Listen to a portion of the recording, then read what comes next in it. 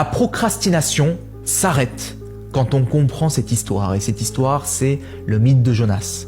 Jonas, c'est un prophète au 8e siècle avant Jésus-Christ. Il est chargé d'aller mettre de l'ordre dans une ville qui s'appelle Ninive, qui est pleine de brigands. Ce qu'il doit faire est vraiment inconfortable, alors Jonas prend peur. Et au lieu d'aller à Ninive, il prend la fuite. Jonas monte dans un bateau. Quelques heures plus tard, le bateau est pris dans une grosse tempête, ce qui menace le bateau de couler. Et pour éviter que le bateau coule, il faut alléger le bateau. Et pour alléger le bateau, quelqu'un doit sauter par-dessus bord. Jonas est pris de culpabilité parce qu'il se dit que si cette tempête s'abat sur l'équipage, c'est parce qu'il a fui sa mission. Jonas considère donc que c'est à lui de mourir, il se jette à la mer. Donc la tempête se calme, Jonas lui est englouti par un énorme poisson, une baleine, happé dans les profondeurs sous-marines. Jonas comprend qu'en évitant de faire ce qu'il fallait, en procrastinant, il a sombré dans un monde souterrain. Tout est sombre, il ne sait pas quoi faire.